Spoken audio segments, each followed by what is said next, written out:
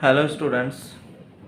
आज के सेक्शन में हम एवरेज पढ़ेंगे कि एवरेज क्या होता है। एवरेज या मीन, मीन भी अर्थमेटिक मीन क्या होता है।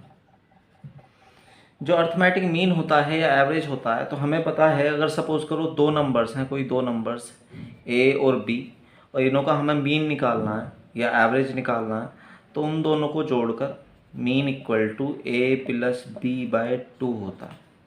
और अगर तीन नंबर्स होती हैं, सपोज नंबर्स हैं ए बी सी, तो मीन का फॉर्मूला होगा m equal to A plus B plus C upon 2।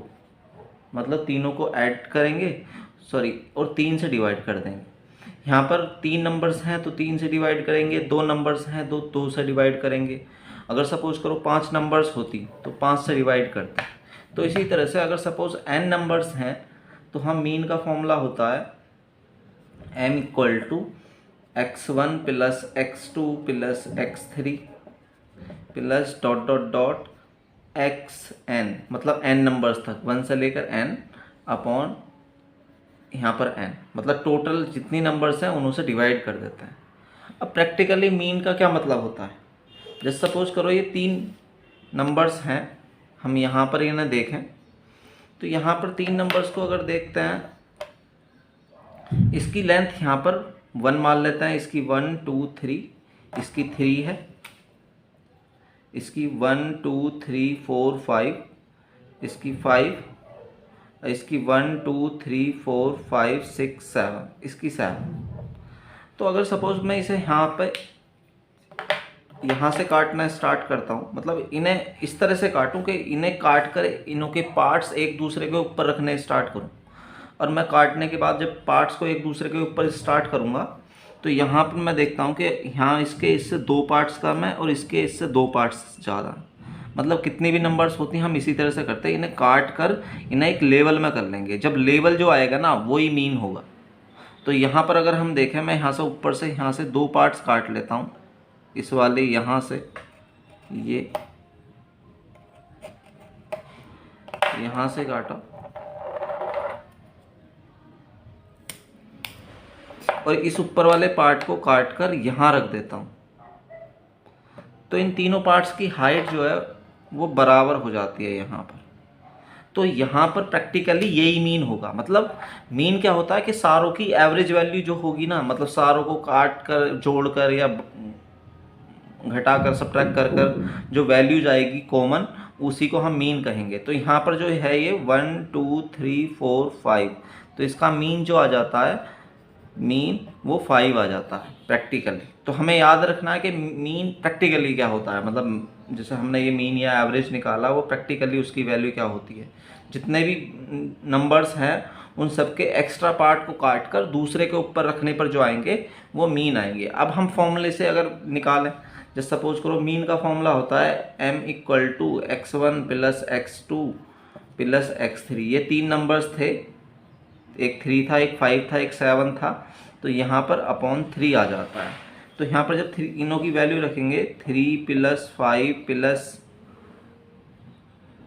7 upon 3 equal to 7 और 5 12, 12 और 3 15 हो गया। 15 को हम डिवाइड करेंगे यहाँ पर 3 से, तो 3 5 जा 15, 5 आ गया जो अभी हमने निकाला था, 1 2 3 4 5। तो मीन ये होता है। अगर सपोज हमें वैसे वैल्यू दी हुई है तो हम आइडिया से बता सकते हैं कि मीन क्या होता है। मतलब सारी वैल्यूज़ को जोड़कर ऐड करके या सब्ट्रैक्ट करके जो वैल्यू आएगी ना एक दूसरे के ऊपर रखकर, वो मीन होगा। तो यहाँ पर जो मीन है इसका वो 5 होगा। अब मीन का एक और फॉर्मूला होता है। जैसे सपोज करो यहाँ पर ये n नंबर्स हैं, तो इसी फॉर्मूले को मीन के को हम ऐसे भी लिख लेते हैं, sigma i equal to 1 to n X I upon n। अब इसका मतलब क्या होता है। इस सिग्मा का मतलब होता है सम।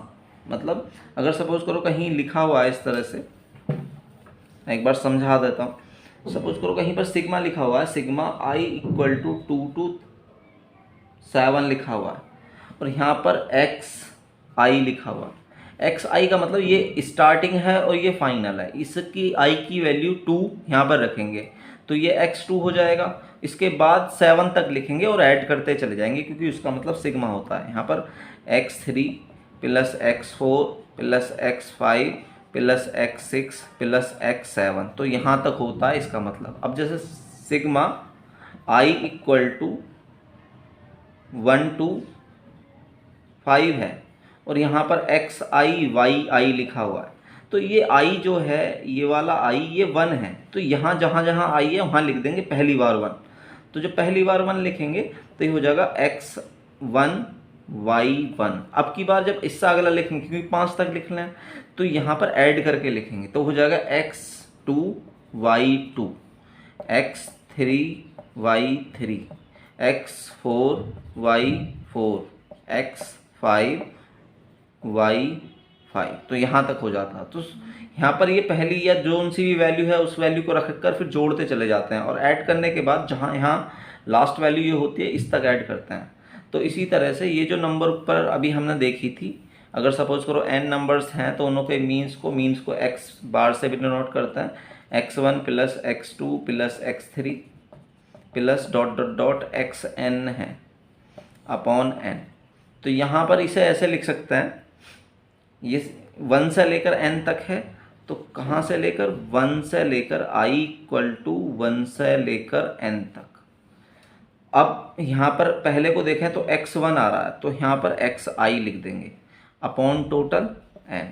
तो इस n को 1 upon n into sigma i equal to 1 to n xi करके लिख सकते हैं, तो ये मीन आ जाता है। इस मीन का जो यूज़ होता है 9th 10th 11th 12th हर एक क्लास में होता है, तो ये मीन का पहला फॉर्मूला होता है। जो मीन का यूज़ होता है वो फिजिक्स में भी होता है, जैसे सपोज करो एवरेज वेलोसिटी पूछ रहा है, एवरेज एक्सेलरेशन पूछ रहा है, तो एवरेज मतलब मीन इसी तरह से निकालता है। तो यहाँ पर एक और फॉर्मूला होता है, सपोज करो सबसे पहले हमें एक चीज़ का पता होना चाहिए, फ्रीक्वेंसी क्या होती है। फ्रीक्वेंसी का मतलब होता है नंबर ऑफ रिपीटिशन, मैथ की लैंग्वेज में।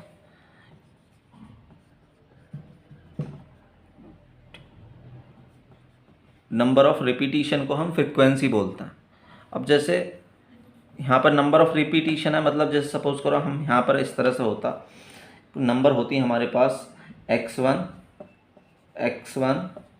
x2 x2 x2, मतलब ये 3 नंबर जो हैं ये एक जैसी हैं, ये 2 नंबर एक जैसी हैं, लेकिन हमें मीन का फॉर्मूला पता है। क्या पता है कि x बार इक्वल टू इन सबको जोड़ेंगे x1 plus x1 plus x2 plus x2 plus x3 upon sorry ये x2 ही है अपॉन टोटल कितने हैं 1 2 3 4 5, तो इसे 5 लिख देंगे। अब यहाँ पे x1 और x1 2x1 हो जाएगा प्लस x2 x2 3 हैं ये, तो 3x2 हो जाएगा अपॉन इस 5 को हम इस 2 और 3 के सम के फॉर्म में लिख सकते हैं, तो ये 2 प्लस 3 होगा।